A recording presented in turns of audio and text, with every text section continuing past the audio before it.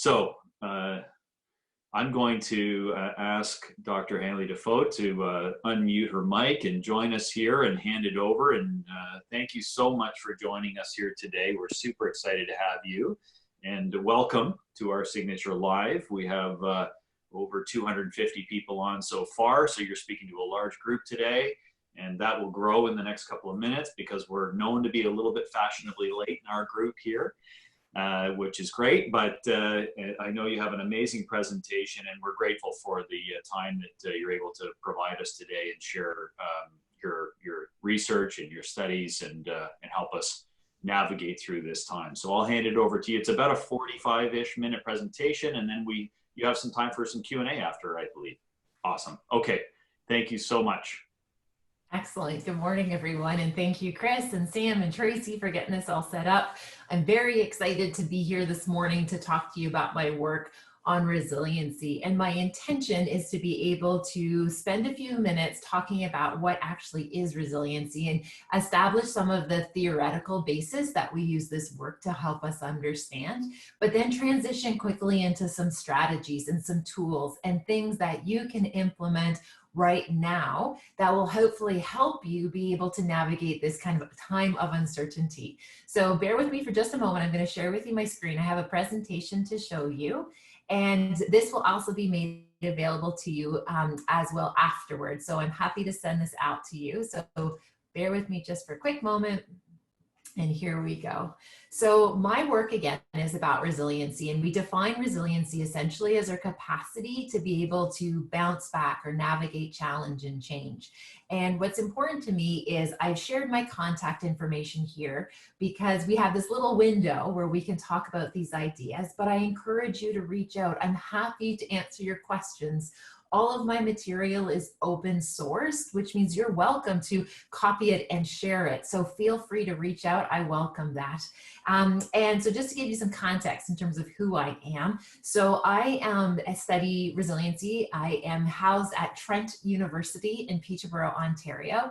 The land in which I work upon and the land in which I've conducted this research upon, I've done research all around the world, but where I'm situated right now is land of the Anishinaabe First Persons of the Mississauga.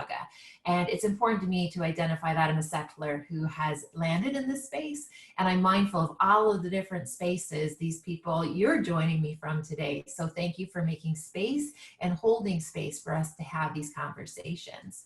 And I have a few points that I want to position what we're going to talk about before we jump into the theory.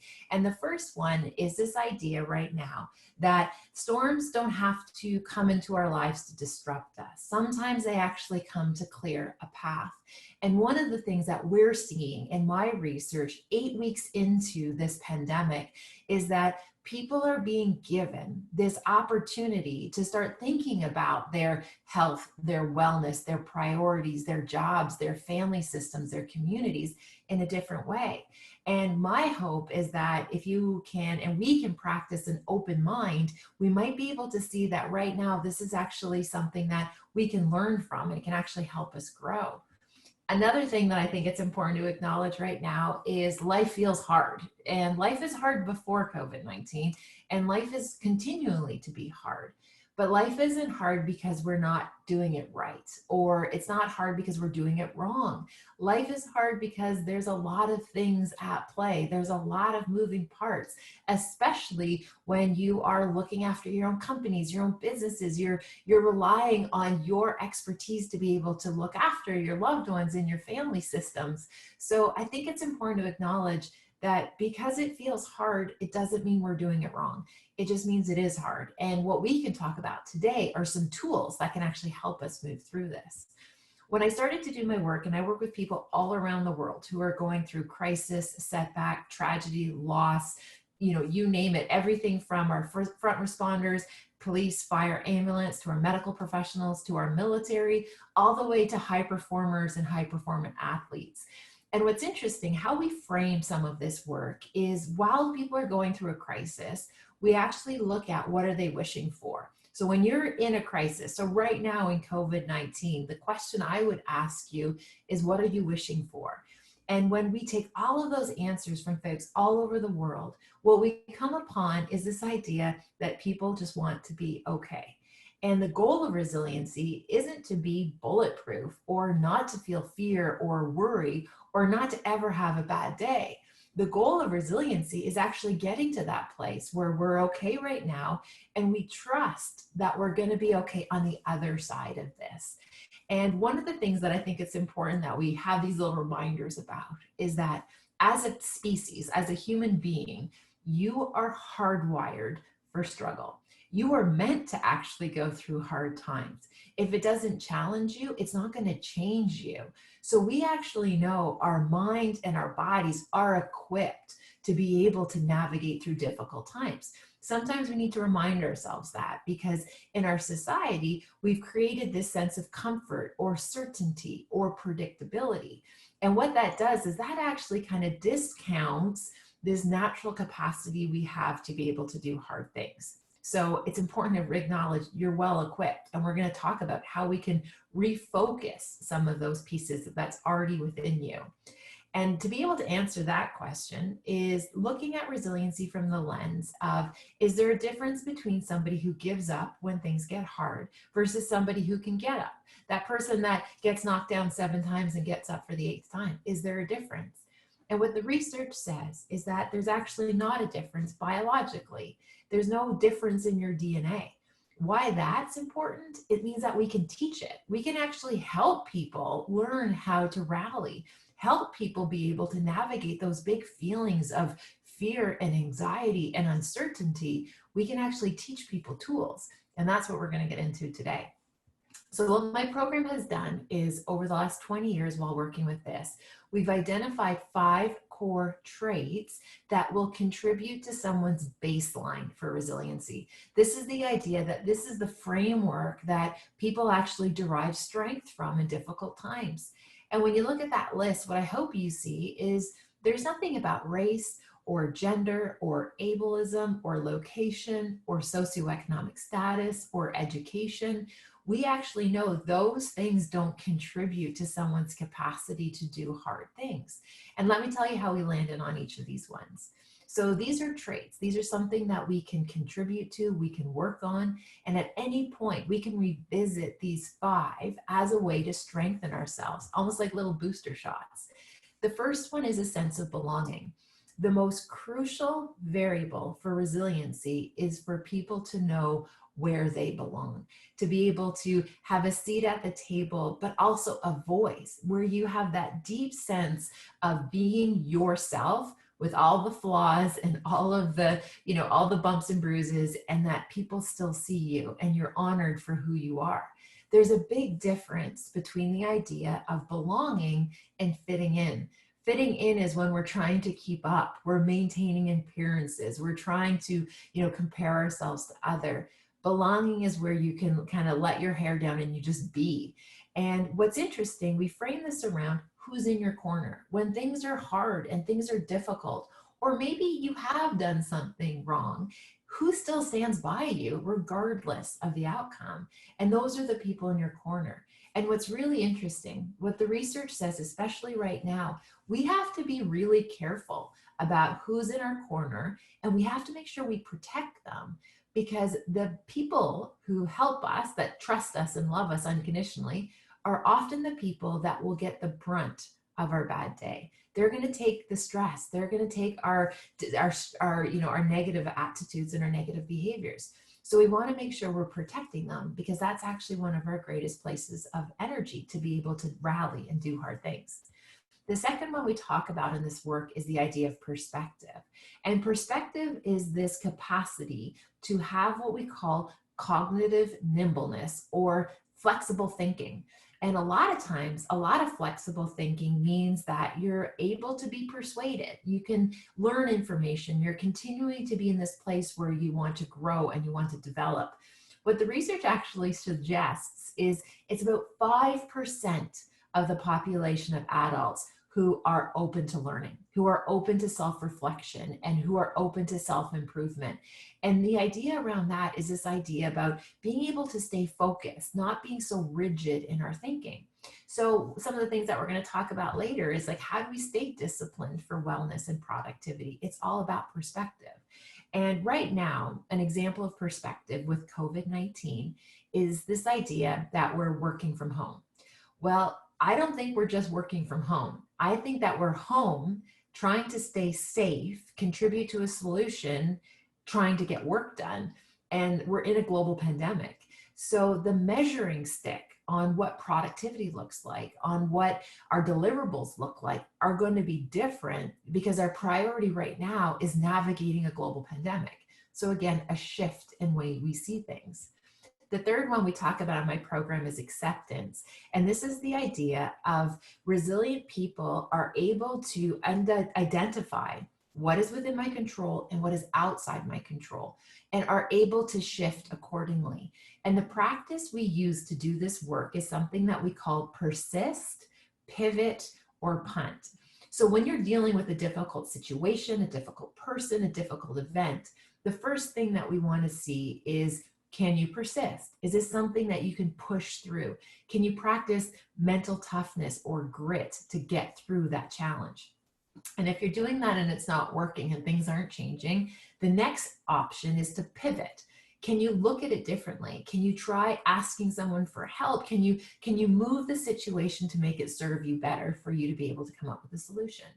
And third, if those two prior exercises aren't working, then you have to punt it away. That's when you have to make the decision that this isn't serving you. This isn't something that you're going to be able to navigate without getting it kind of off to somebody else. So the idea is, when we experience difficult times, it's acknowledging that it's happening, but then making the next right choice, moving on and not getting stuck. And sometimes in my work, what I see is people are stuck. They're stuck for years and years and years because they're stuck on an event. And what we try to do is move people to the next step, which is, what's the next right thing that you can do in this moment? The fourth one in my program that we've identified is the importance of hope, or choosing to be hope-filled. And where this actually kind of came from was work that I had done with our Canadian military. And I was working with a group of soldiers who had just came home from a deployment. And I was really curious about, what do soldiers want to do on their first day off? What are they going to do next? And so I was working with one particular platoon, and I asked them, I said, what does tomorrow look like? The first soldier shared with me that prior to his deployment, he had painted half of his kitchen. So tomorrow he was going to paint his kitchen. The second soldier shared that before his deployment, he had laid down hardwood floor in his living room, but only got half finished. And everyone in that platoon that I spoke to had a house project that they were going to work on next day. And when I had a chance to speak to the lieutenant, I asked him, I said, what are the chances that all of your soldiers are going home to house projects, half finished? And what he said to me was something that we don't see very often in research, which is a truth. And in that moment, what he shared with me was this. He said, Doctor, those soldiers leave those half-finished projects as signs of hope for their families that they're coming back from their tour of duty. They leave it as a visible sign of hope that they're going to come home and finish it. And the next thing the lieutenant said to me was, when I asked him, I said, sir, is hope a choice? And he shared with me that hope is a choice that we have to choose every single day if we're going to be able to show up and be in service to others. So right now, what I'm thinking about is, how can we practice being hope-filled? I think about, how can we make sure that we are being hope-filled for our families, for our communities? And it's up to us to protect the morale of our groups. It's up to us to make sure we're setting the tone so that people can also feel hope-filled even in times of uncertainty. That's something that we can foster. It's something that we can nurture, which is going to help people navigate this. And the last one in my theory that we talk about is the importance of humor. And what's interesting, humor is the first thing that gets left behind when we go through challenging times, but it's actually one of the most crucial things that we can actually practice.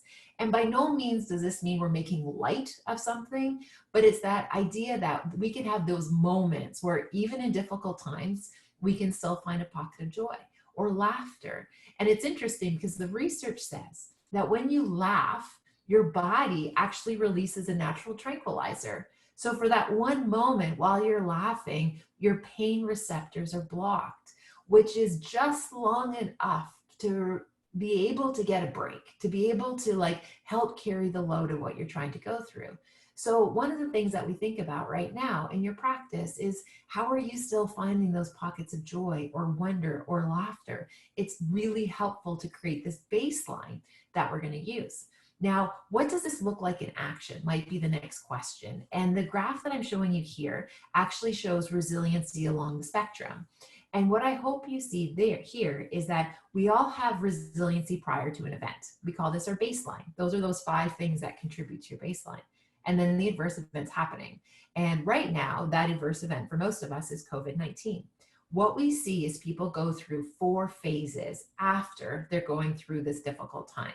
The first phase is the decline phase. This is the phase where universally we get scared. We feel fear. We're nervous about the outcomes. We're concerned about our way of life. And this is completely normal. It is completely normal to have a pause and say, like, this is a lot. This is really uncertain. I don't know what the future is going to look like. But what's interesting, people who are resilient transition into the next phase, which is the adapt phase. And in the adapt phase, this is when you start to learn how to do things in different ways. Even getting together for professional development over Zoom is an example that we're adapting. We're figuring out new ways to do things. It's crucial for us progressing through difficult times. Now, the third phase that we see is what we call the reclaim phase. And this is where we change the narrative of what's happening. And what I mean by that is, maybe you start seeing parts that actually are useful, that you're learning lessons that you wouldn't have otherwise known about. It's the idea that you're stronger, and you start to take back some of this negative experience and turn it into events and episodes that help strengthen you, help strengthen your character, that you're stronger on the other side of it. And the last phase that we go through is what we call the rise phase. And this is when we have put some distance between the adverse event and where we are now on the other side of it. And we realize that we're actually stronger. And even if we failed, maybe we failed forward, that we are actually wiser and more reflective and more aware of what we can do and what we're capable of. And then what happens here is that this rise phase gives evidence for the next time a challenge comes, you know you can deal with it. You know you're going to figure it out. And one of the things that I'm thinking a lot about right now is that this is going to be taught. COVID-19 2020 is going to be taught in future history classes. You right now will become a knowledge holder of what COVID-19 was in Canada in 2020. And that's part of the rise phase. It's remembering, it's understanding, and being willing to learn from our mistakes. Now, what I want to do is talk a wee bit about what are those barriers, what gets in the way of us practicing resiliency, but then talk about some tools, some facilitators that are going to help us work through this. And what's quite interesting, when we think about the barrier, there's actually one barrier. And the one barrier that kind of complicates all of this scene is something that we call stress. And the illustration I've given you here actually is the Yerkes-Dobson's human performance and stress curve. And I feel as though this illustrates why stress is such a barrier in a really meaningful way. And what this is about is that we actually need stress to perform. We actually need that cortisol and that adrenaline to be able to do this. And if you had no stress in your body, none whatsoever, you'd be bored. You wouldn't have any great behavior. You wouldn't be performing and meeting those high deliverables. You just would feel like nothing, essentially. But when the stress starts to come into your blood, you start to feel energized. You feel focused. Your work feels effortless. It's that rush that you get when you're doing your job well, or when you know you're showing up for your family well. You know you're being a good community member. It's that rush of being on your A game. And this is where we have peak performance. This is optimal. This is where we want to be. But what's fascinating is there's a very fine threshold between enough stress to be able to be a high performer, but then going over to this category that we call distress. So if we have too much stress, we're going to start to see our behavior decline. Our performance is actually going to decrease. And then we start to feel exhausted, ill health, breakdown. This is where we actually get sick. And right now, because of all of the uncertainty and the stress in our culture, A lot of people are sitting here. A lot of people are stuck in that place of feeling great levels of distress. So what I want to offer you is, what does the research say is the quickest way that I can get you from distress back to that good old A game stress, where you know you're good at your job and you feel like you're on top of things. So the research says there's 3 ways to do it. And the first way to move from distress to stress, it's probably one you're familiar with, is this idea that we need to be in motion. We're meant to be moving. And just think about all of the movement you would have naturally done before COVID-19, moving about, that whether it be exercise or just being in motion, that is crucial to burn off the stress. But the problem is if you're already feeling fatigued and exhausted, you don't have the energy to actually go for a brisk walk or maybe get that workout in. So thankfully, we have a second way to get rid of stress. And the second way we get rid of stress is actually through crying. And it's a very particular cry. It's a red blotchy cry where your skin stings and you're super snotty, and like all of a sudden it's like messy and gross. That's a cortisol cry, and that's so cathartic. It's a way to get all of that built out stress out of your system. And that's why you feel so much better after you've had that great cry. And that explains probably why a lot of us have had those kind of teary episodes. And there's nothing wrong with that. It's actually an amazing feature that you can adapt to be able to get rid of that built up stress so fast. Now, the third way to get rid of stress. So let's say you're not crying your face off and maybe you're not going out for that kind of those fitness breaks. So what's a third way we can do it? And the third way the research says we can get rid of built up stress is through eating carbohydrates. So we eat the things, we eat all of the things. It's a way to break down the cortisol. And you know what that feels like? At the end of the day, you have that cookie or you have that pint or that glass of wine, and you can feel your stress melting. That's cortisol getting dissolved. So carbs get rid of it really fast. So what's important to think about is that a lot of these behaviors that we're seeing right now in COVID, people are shaming themselves. People are being real hard on themselves. But it's important to be mindful that that's stress behavior. It's not misbehavior. It explains why we're feeling so hungry right now, even though we're not doing anything. So again, there's no point in judgment or shaming. That serves no purpose, but just be mindful of why you're doing it. So it's the intention behind the act that makes a difference. Now, the next thing I wanted to share with you is this idea about living and even leading in uncertain times. So what are some of those things that are going to help us? What are some tools that you and your family systems and your teams can use right now to help us navigate this? Now, how I frame these is something around micro habits. So I'm a behavioral scientist. I study behavior, human behavior, from a scientific lens.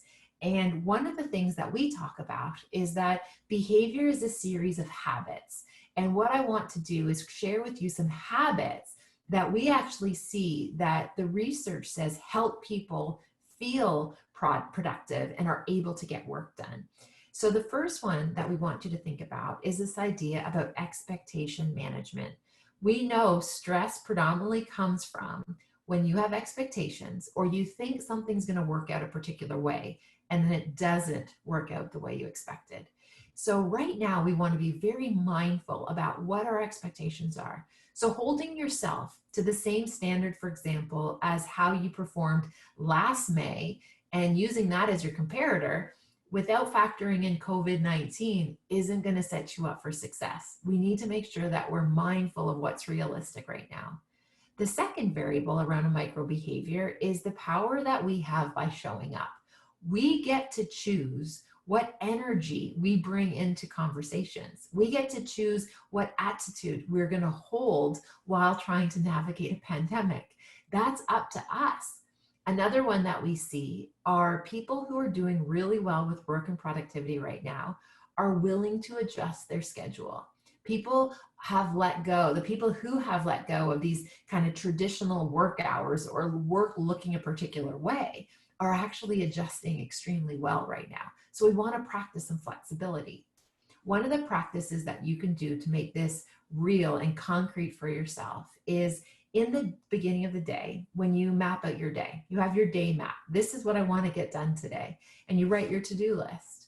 What I would also encourage you to write is your to-be list. How do you want to be while you're doing all of your tasks. And right now for me with, 3 teenagers at home trying to homeschool and my husband also working remotely, right now the top of my to-be list is to be patient. I need to remind myself every moment that I have to stay in patience because that's going to help me be able to do those tasks in a meaningful way. Another one that we're seeing is that people who are able to carve out a block of time per day to get the work done and that uninterrupted time of the day. And I get that it's hard when, you might have elders that you're worried about or looking after, or children that are homeschooling, or you're by yourself and it's hard to stay motivated. But we can stay motivated for small blocks of time. So carving out that time when you feel productive. And given that we're 8 weeks into this, you've probably already seen patterns of your behavior. So acknowledging, it doesn't matter if it's in the evening or the morning or in the afternoon, knowing that there's a time of day when you actually can get the heavy lifting done is really helpful. Another one that we see around a micro behavior is this practice of showing confidence in chaos. Your clients, the people you work with, your teams, they need to see confidence in chaos. And how we demonstrate that is that we're clear, we're direct, and we're calm. That is what people are looking for right now. And the last idea here is that your work actually needs an endpoint. And many of us prior to COVID-19, our work actually didn't have an endpoint. We just keep working and working and working. But more now than ever before, we actually have to prioritize wellness. We have to prioritize self-care because otherwise we feel trapped in this ritual like a Groundhog Day where it just seems like the same day over and over and over again. We have to create breaks so our brain and our body can actually get the tools so they can recharge and refresh and restart and come back tomorrow. And my invitation for you right now on these concepts is to pick a word of the day. So pick one word that will help you stay focused or grounded. And maybe it could be flexibility. Maybe it's patience. Maybe it's impact or quality. These are those kind of prompts that you can use to help trigger your behavior to stay within this practice of micro habits. Now let's use this theory of micro habits and move it over to wellness because we know that wellness right now is crucial. So right now in Canada, we're celebrating Mental Health Week, which is great. And we also need to be prioritizing this as we're going through COVID-19. So my first invitation for you around wellness, thinking about it from micro behaviors, is this idea, wellness is not all or nothing. It's not that you're 100% on point or you're 100% off point. The people who relied on mental toughness or grit to get them through COVID-19, they're already starting to fail. They're already starting to burn out because you can't white knuckle a pandemic. You can't just hold on tight enough till that fear goes away. We actually have to think about it in terms of wellness. And what's interesting, I argue, most of the wellness practices that I see in Western culture actually aren't around wellness. They're actually trying to fit other people's standards. Wellness is this relationship that you have with your head and your heart in your body so that way you feel okay. It's not about what you look like or what you do or how it measures up to other people. True wellness is the fact that you're comfortable in your own skin, that you know how to take breaks and how to do restoration. So again, this isn't all or nothing. It's a process. And here's a simple tip for doing a micro habit that can help get you to that alignment between your head and your heart and so that you're comfortable in your own skin.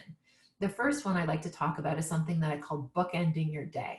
This is the idea that you protect your first hour and protect the last hour of your day. Start your day doing the things that make you feel accomplished. The discipline of making your bed, having a glass of water, doing the things that make you feel like you are on the right track. And then practicing protecting your last hour, creating a bedtime ritual that signals your body it's now time to rest. It's now time to turn off the screen. It's now time to reflect and to regroup so that way you can come out tomorrow and be as high performing as possible. And what people's ritual looks like is very different, and there's no right or wrong way of doing it. But what we see is that people who adopt this are able to sustain that endurance that we need to get through difficult times. We have to make sure our head's in the game. We have to make sure our A game's available to us. Another one that we see that makes a big difference is stretch breaks. Just getting up and stretching, appreciating your body. So often when you're high performers, you do everything in your head and you kind of discount our bodies. We just kind of think of our bodies as the vessel that carries around our brain. But we have to look after it, because when you stretch, we actually know it does things like promote creativity. It actually reduces tension, which makes you less likely to make errors. So stretching and being flexible is important.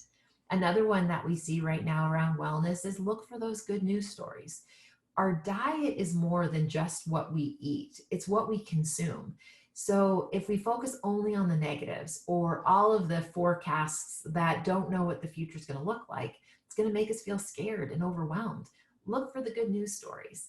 And one of the news stories that I came upon recently, which I thought was amazing, it was a little TSN turning point for me, is when I saw footage from the Chicago Aquarium. And apparently their penguins were getting really bored because they didn't have people visiting them. So they opened the door of the penguin pavilion and let the baby penguins go visit the other exhibits. And watching baby penguins run around an aquarium, visiting fish and beluga whale, it was just a really beautiful little narrative just to show things that are happening in a changing landscape. Another one that we talk about for wellness is the importance of connecting with nature.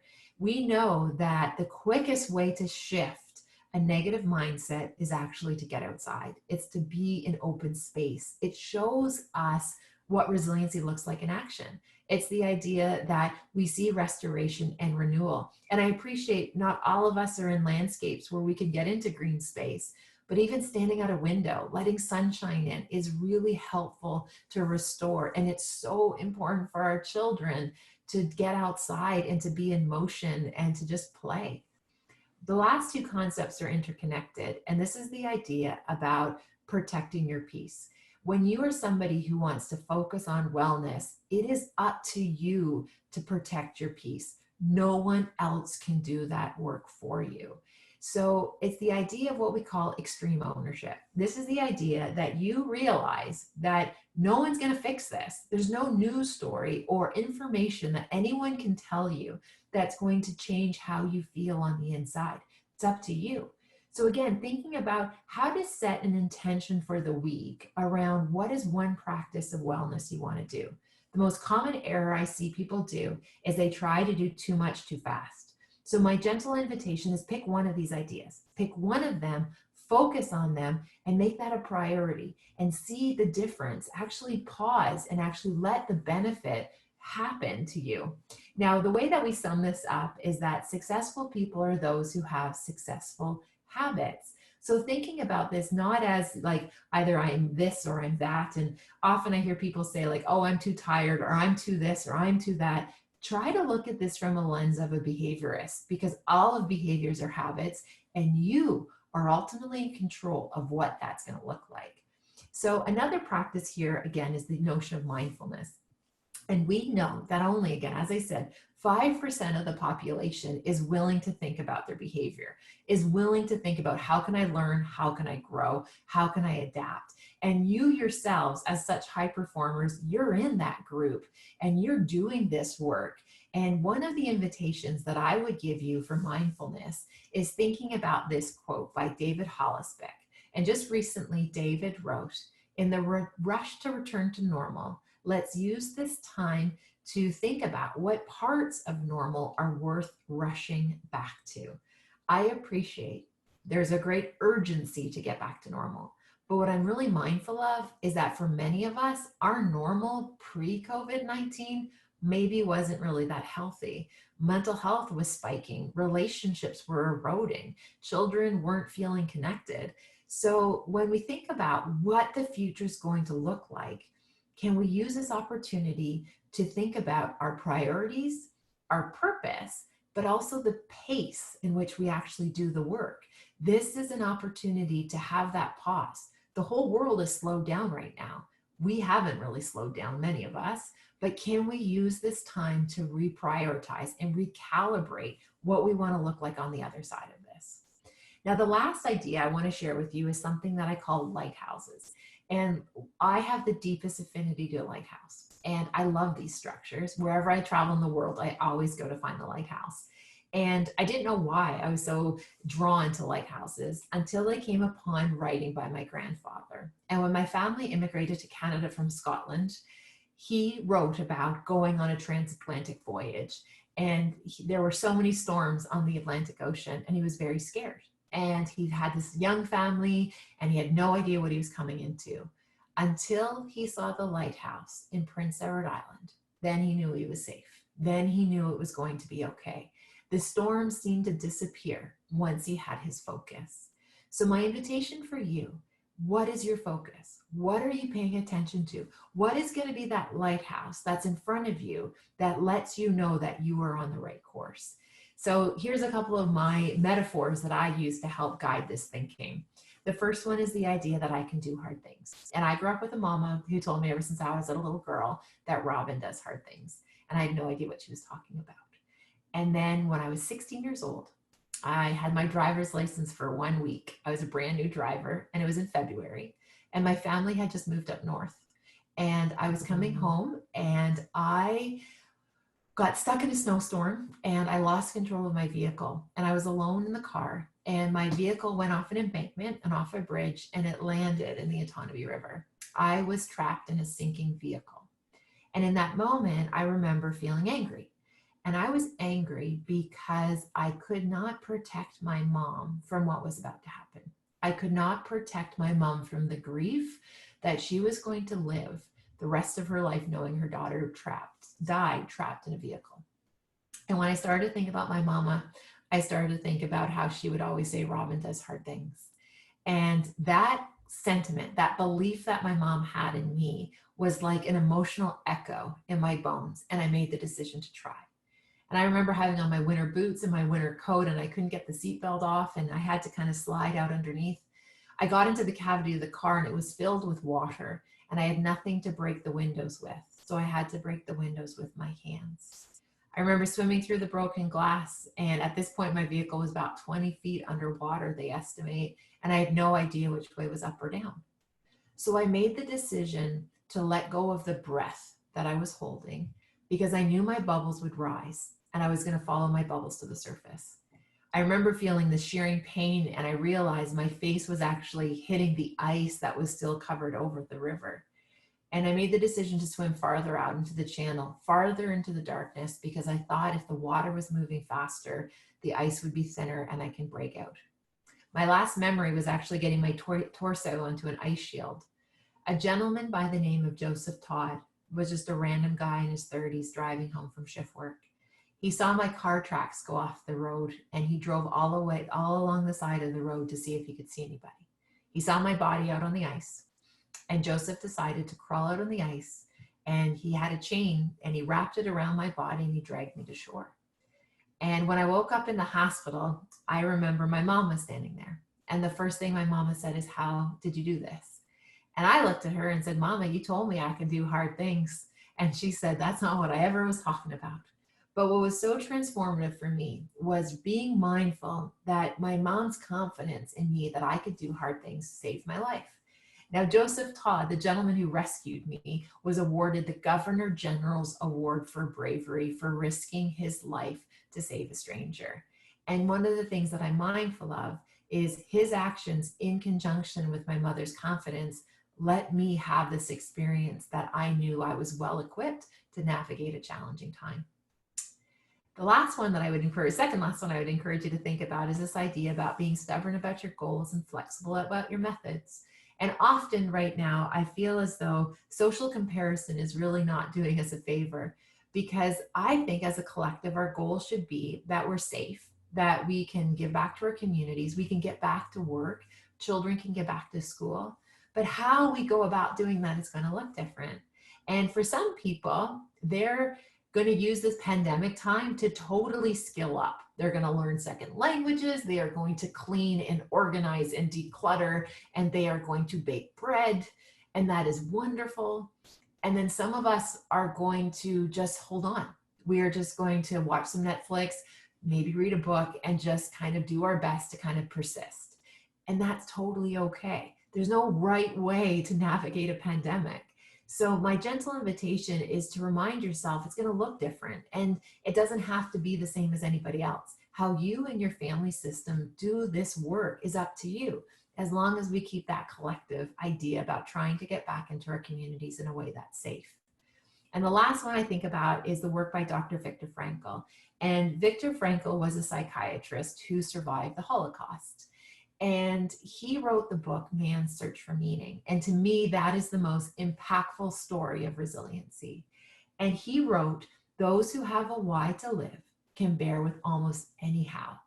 And what I think right now with COVID-19 and the work that you're doing, focus on your whys. Focus on the things that matter most to you. And through the practice of everyday resiliency, we can learn those tools to make what matters most matter most. So thank you, merci, Miigwech. I'm so excited to turn this back to the team and hear your questions, Chris.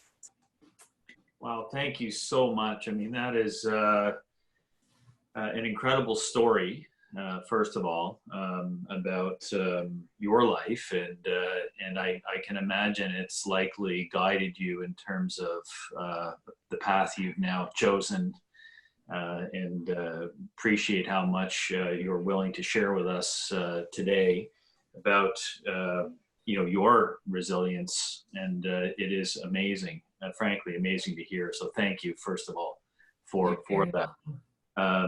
There's likely going to be, if you have questions, please put them in the Q&A. I'm going to start with a couple of questions because I've got control here, so I guess. I love it. I took a ton of notes, and I've got to kind of look back here. There's a couple of things I just wanted to, touch on. And you talked a lot about, these micro habits and ideas, because I think, going through this, I know, it is overwhelming when you try and look at this whole scenario at one time. And I really appreciated what you talked about, breaking it down and just choosing either one small piece on a daily basis. And you kind of elaborate on your experience with helping people do that, and what, like, the effectiveness of at least choosing that one piece? Yeah, absolutely. So what we've identified is that usually when people are thinking about wellness, they tend to try to do too much too fast, and then nothing happens, and we actually be almost paralyzed, or it works for a couple weeks and then we go back to our old patterns. So one of the things that we've come upon is actually these small behaviors can actually build up stronger, that this will actually help become part of our new lifestyle or part of our way of doing it. So the number one tip I always let folks know when you're trying to change your behavior for the good, right? We're trying to adopt a positive coping strategy, is this idea that if you make it easy and accessible, you're more likely to do it. So for example, if you want to be a little bit more active, what you have to do is you need to set up your environment so that becomes actually really easy to do. So for example, if you want to say, go for a walk later today, what I want you to do is just go get both of your running shoes and put them at the front door. Because what usually happens is people say, like, oh, in that moment of motivation, they'll be like, I'm going to go for a walk. And then what happens is you go to the cupboard to try and find your running shoe, and you find one and you can't find the second one. So you're just like, okay, Netflix doesn't disappoint me like this, so I'm just going to go watch another episode of Netflix, right? Netflix has never lost me yet. But if you already have your shoes there and you get there, your human behavior tendency is we always go for what's easiest, and that's not a bad thing. So use that to your advantage. So if you want to, for example, drink more water, again, such a basic behavior that has huge benefits. Fill up your water bottle the night before. Don't have to go look for the water bottle, already just have it there. And if you put it in your fridge or put it on your nightside table, just so that way it's easy to do the behavior that you want to acquire. It's easy to do the behavior that you want to do. That's awesome. Thank you. And I appreciate that. The preparation around it makes so much sense. If you break down those barriers to actually executing, I love that point, just getting your shoes ready so you can get out and do a walk. I mean, it makes a lot of sense. Another question I had for you is you made, I think, a comment, and I just wanted to clarify the number that 5% of the population are hungry to learn, and is what I jotted down. Can you kind of explain that a little bit and how that kind of, because that's fascinating. I didn't realize it. Like that's a fairly low number. Very low number. And that's something as scholars and as people who study human performance and behavior, like we want to make that number bigger. But the reality is people get really comfortable. People get comfortable and people, what's interesting, if you think about your comfort zone, your growth doesn't happen in your comfort zone. You actually have to get uncomfortable. You actually have to sit with uncertainty. You actually have to kind of take that path that doesn't guarantee predictability. And what we do see is that usually only about 5% of people are actually thinking, how can I level up? How can I get better? And it's the idea, if we even think about like, whether it be sport, business, families, healthy relationships, it's the people that say like, what do I need to do to level up this are the ones that we actually see who are constantly in a state of improvement.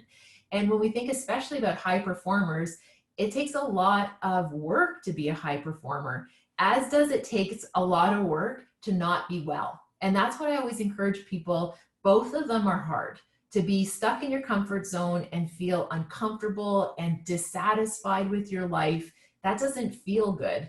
Being a high performer will have times where it doesn't feel good either. It's scary to be an entrepreneur. I remember as soon as COVID happened, I had like 40 cancellations, just literally everything in my calendar started canceling. And I had this moment being like, why did I leave my super secure full-time job at the university?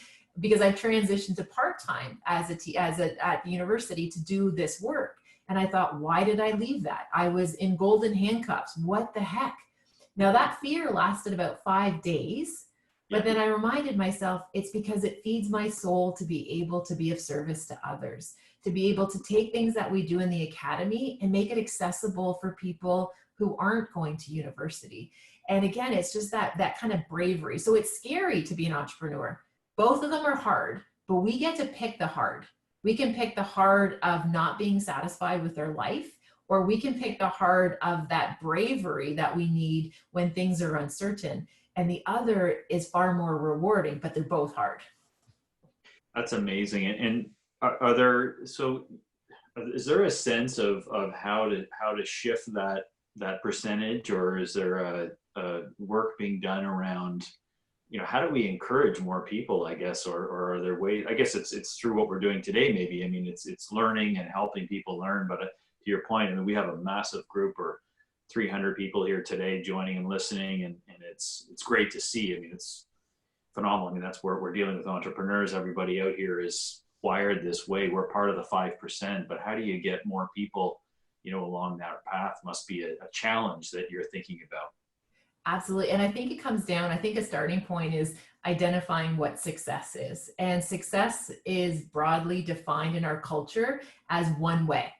And what's interesting, and I struggle with this as a parent, because one of the things our research has actually uncovered is that the people who feel the most personal success, right? So when you're doing your job and you're on your A game and you feel great about it, and when we actually track those people across the lifespan, Chris, at the end of their life, and we've actually done research in like hospice, so people at end of life, the people who are the most personally satisfied are B+ students. They're not A+ students. They're not A students, because they were willing to do what it took to get the job done and met their goals, but they weren't trapped with this idea of perfectionism. They weren't trapped with that A or that university degree defines my success. They were willing to have friends and a social life and extracurriculars. So it's very hard as a parent to look at my 3 teenagers and say, try, but don't try too hard because I want you to be B+ in life. But the reality is that if we think about success in terms of not just financial, but in terms of like emotional health and legacy, of being of service to others, of altruism, and even the examples that Sam was saying at the beginning of this webcast about how can we reach out? Like when you touch on that part of authenticity around true success, you know that you're part of that 5%. You know you're part of a group that's willing to do the hard work, but is also willing to give themselves a little bit of a break. And I think right now, especially for our entrepreneurs, we need to give ourselves credit for the fact that we're doing the best we can with the tools we have in a global pandemic. And we're going to rally, and we're going to be stronger on the other side of this. That's awesome. Thank you so much. I'm going to stop hogging the questions here. What a fantastic speaker. Thanks so much for sharing so generously with us. Not a question, but a comment. That was incredible. Brought me to tears at 4 different times. What a strong woman and strong message. I feel ready to conquer the world. Thank you. So lots of great comments. Love the Dave Hollispick quote, "In the rush to return to normal, let's use this time to consider which parts of normal are worth rushing back to." Putting this on my bathroom mirror. I love it. Love it. Amazing, inspiring. Thank you, Dr. Hanley Dafoe. Just wanted to say thank you for sharing your story and advice. So powerful. Thank you. We got lots of praise here. Is there any video? Question, is there any video where you tell that story? I want to share it with my daughter and husband tonight. Well, we're recording this, so you can definitely record, share this particular presentation. But do you have another spot that we could see your presentation? Yeah, so most of my work sits on the speaker's website. That's the group that I work with. So I'm sure I can share that with Sam and the team. So there's information there that I've showcased. I've also done a TED Talk. It's a wee bit dated, but that gives folks a sense of my story that I shared. And again, the reason why I choose to share my story is because I believe no act of bravery should ever be forgotten. And so what's really important is I'm not sitting here as a scholar saying like, this is, life is easy and this is what we've come upon. I've done radical resiliency. I've lived this. And when I work with people, I think we need to stop trying to suggest that we're perfect or we're not flawed. Each and every one of us have a story and we're trying our best. And I noticed one person asked in the comments about like, how do we stop comparing ourselves to other people? Yep. Because we know that, as Mark Twain actually said, comparison is the death of joy. So if you want to ruin a great day, look at somebody else's stats, look at somebody else's numbers, because you don't know what they're going through, but you also don't know what they're sacrificing. You don't know what they're prioritizing. You don't know what they're doing. So my gentle invitation is to think about this idea about comparison is if you use it as a way that it motivates you and it's healthy and it's a wee bit competitive and it helps you kind of step up your game, that's great. If you use it as a way to hurt yourself, to like discourage yourself or not feel good enough, pick something else to look at. Because that doesn't, it's one of those things where I always ask people, is that behavior getting you closer to your goal? So if you look at other people and then feel bad about yourself, then I want you to ask yourself, is this getting me closer to my goal? And I would suspect it's probably not getting you closer to your goal. So again, kind of challenging some of those practices is something that I find pretty helpful. That's brilliant. I love that. Next question here. How do you suggest we cope with fear, which we associate with stress and fear of the unknown, I guess it might be? Do you have some thoughts around that? Yeah, so whatever we put our attention to, it's going to grow. So if all you do is sit with fearful thoughts, they're going to grow and they're going to get bigger. And we have very active imaginations where we can let fear get huge. But what's so interesting about the human condition is that whatever you put your focus on, it will grow. So when you feel fear, what I encourage people to do is acknowledge it, right? So we do a mental note. It's like, wow, I'm having a fearful thought right now. And then think about, okay, well, what's a positive thought I could be having? What's a way to make me feel empowered or feel stronger? And it's this idea about we get to choose what thoughts we have. It's not automatic. And so often people think that their thoughts just like come over them. Like we are kind of like just bystanders, and all of a sudden our brain sends us this message. That message is coming from you. So if you keep focusing on the fear, then that will get bigger. If you focus on acknowledging the fear, but choosing to move on to something that is actually more helpful and productive, that's actually more helpful to help navigate the big fear. Another strategy we also find really helpful is actually just to write it down. And you don't have to write it in a journal and get all like woofy. I mean, like you can even just write it on a Post-it note. Be like, I'm afraid of what the second quarter is going to look like. And then what's interesting, when your brain sees that you've made a record of it, your short-term memory says, I don't have to remember that. I don't have to hold on to that because it's actually put somewhere.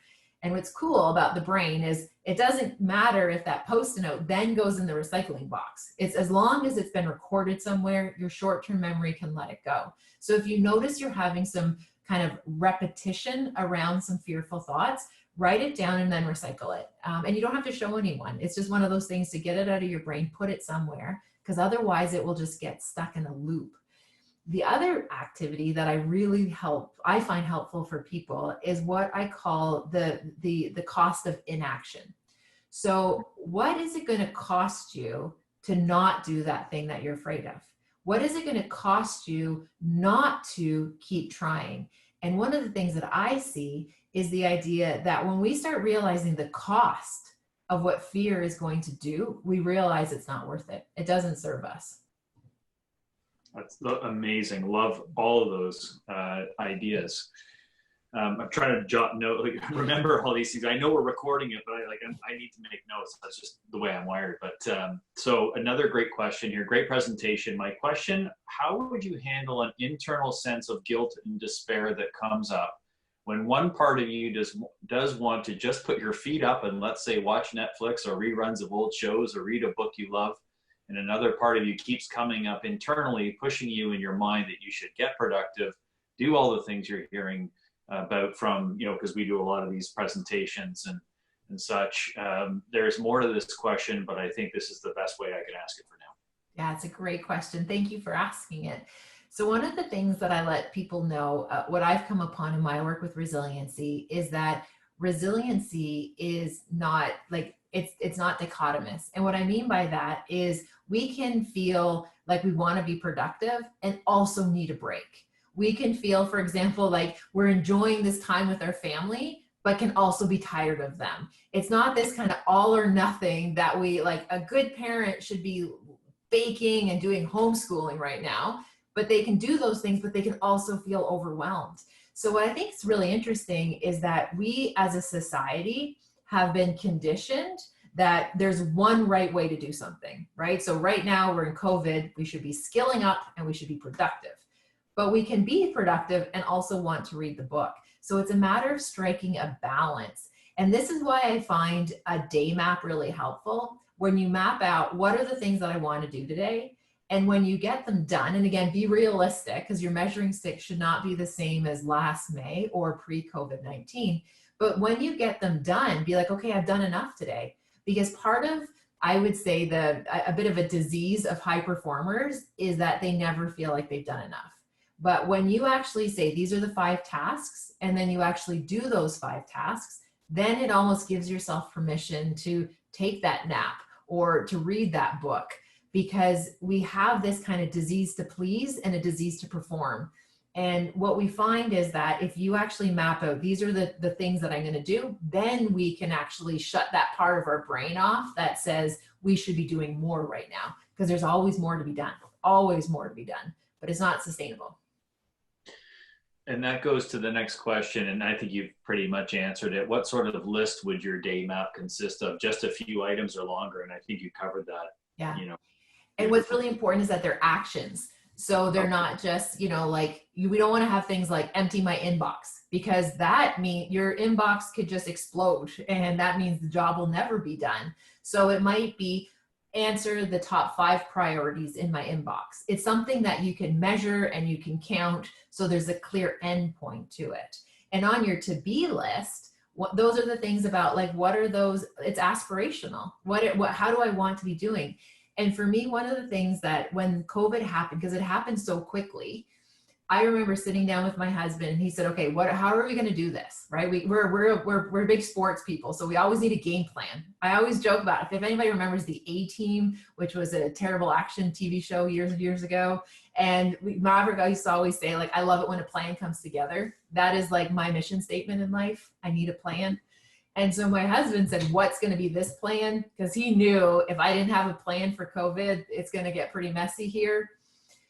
And I said to my husband, my plan is that I want to be a role model for the children on how you navigate a crisis. That is my plan. I want to role model what a parent can do for their kids on how to do a crisis, which means some days that means Netflix. Some days that's being productive. It's the idea that I just want to let the children know that we are on top of this experience. This isn't happening to us. This is happening and we're responding in a healthy way. So for me, I think those to-be lists are really, really important because it keeps things in perspective. Absolutely. And I love that, the difference between the to-do and the to-be. I think it really does. I think it puts things into context for you, you know, in a time where it can be, it's a lot, right, going on right now. Great insights. Dr. Robyne has left us with lots of questions we need to ask ourselves. Thank you. Really moving presentation.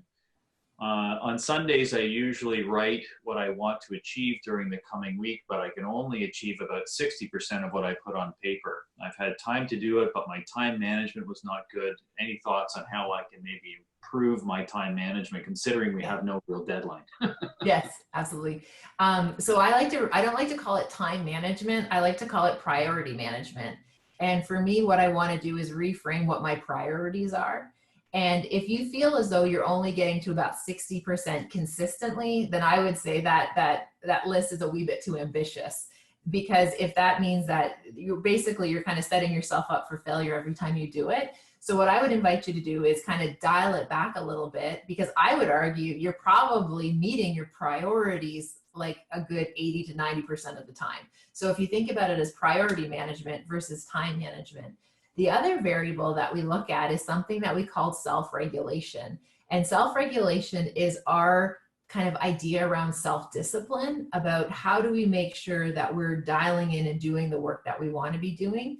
And when we think about it as discipline, it's a lot easier to work with than if we think about it as motivation. Motivation is very fleeting. We have ideas of greatness, but then when it actually comes time to action, we're just like, who thought of that? That was not my best choice, right? So, but if we think about it as discipline, so I'm going to be disciplined to figure out what my priorities are and do my priorities, then that the other stuff kind of works itself out. That's great advice. Okay, how can you distinguish between hope based on feelings or choice and hope based on facts, particularly these days when facts are in limited supply? I like that. So what this ties into me is this idea of operating from a place of our values. So hope isn't something that is external. It's not something that the outside world can ever give us. Hope is something that we choose and we actually cultivate and we foster based on our values. And the reality is we can do this two ways. We can be hope-filled and then disappointed, or we can be hope-filled and have positive outcomes. But the idea is that you're operating from a value system, that you're choosing to be a hope-filled person. And that's something that you have to internally cultivate, because there'll never be enough hope on the outside to be able to motivate us. We have to do that. And our secret weapon that I feel as though people don't use nearly enough is our self-talk. You are your biggest critic and you could be your biggest coach. So instead of thinking about all the things that aren't going to go right, or all the problems, or forecasting all of the things that seem doom and gloom, turn that critic into a coach and like coach yourself. And it's the way it's like, for example, if you're going to make a phone call and and you're nervous, instead of being like, oh my gosh, they're not going to listen to me, or this deal isn't going to go through, or I'm not qualified, like think of all that negative talk that we give. But what would a coach say? The coach would say, like, Chris, pick up the phone, like feel the fear and do it anyway, right? Like tap into that inner coach. And again, I always think about this as a resource, or it's like our superpower that we don't use enough, is our internal dialogue. We just kind of let the stories happen in our head, but we can control the narrative. And what's really cool is your body will follow suit. So if you say like, Chris, you're going to pick up the phone and you're going to do this, you're like, oh, okay. And then you do it because your mind told you to. and your behavior will follow suit. So use that as your untapped superpower, especially for my entrepreneurs. Like that's key. Your self-talk. That's fantastic. How do you break through when you feel that you've plateaued? How do you take it to the next level? Any thoughts around that? Yeah, well, it's interesting because the research that talks about high performers near the end of their careers, so kind of what we call twilight careering, so near the end of their career, what we often hear is they say things like they just want to feel more. They just want to, like, they've got all the things and they've hit all those milestones, but then they just kind of feel like they've plateaued. And what the research says here, the best way to transition out of that is to adopt an act of service mentality. How can you serve others?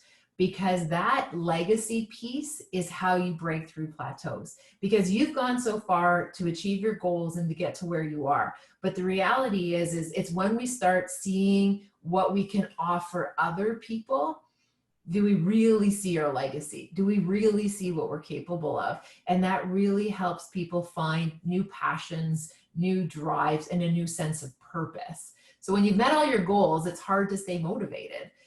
But if we turn to acts of service, that's something that's really, really helpful.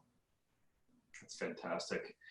I know you don't want us to share these seminars with those not in signature, but the words of Robyne could be incredibly beneficial. Could you make this one an exception? Absolutely. We will. Robyne, are you okay if we allow our team to share this with friends and family? And I would really be honored. So to that person who thinks it could be helpful to share, again, all my information is open source. I welcome these conversations to continue, and absolutely, if this could help carry the load for anybody, I welcome that. Thank you. You're welcome. And this is a great final question here. Thank you for your presentation and inspiring story. I have 3 wonderful, strong daughters. How do I nurture and cultivate bravery? Or is it best to just stand aside? I think the greatest thing we can do is model bravery. It's the fact that you show what you're willing to do and what you're capable of. I think one of the greatest gifts we can share with our children that we often don't share with our children is our stories. It's the stories of our families. It's the stories of where we came from. It's the stories of the legacy and the culture for your daughters and your family system. So I think modeling it and talking about it is crucial. I also challenge teenagers to make sure on their social media feeds that they're following heroes, not just influencers. We don't need any more influencers. We don't need any more skin regimes or workout programs or food delivery. What we need to be following are like-minded people that are motivating and inspiring. So that's one of the things that I spend a lot of time with my kids with what are you consuming, right? I want to make sure that they're hearing stories of bravery. They're hearing stories of people that are authentic and real, not the filters and all the phoniness out there. And again, for everybody, that curated list of heroes and bravery, it's going to look different for everybody, and that's okay. But like, for example, I work a lot with a former Canadian athlete named Silken Laumann. And Silken Laumann, she was a rower, and Silken has created a platform on social media called Unsinkable. And what that is it's a place where people share stories of bravery and overcoming. And there's a lens of mental health, but anyone could benefit from listening to the stories that people use to share about how they've come above and how they've kind of gone through negative things and difficult times. And I think that's a way to think about what we focus on as a way to help keep us brave and keep us real and keep it authentic.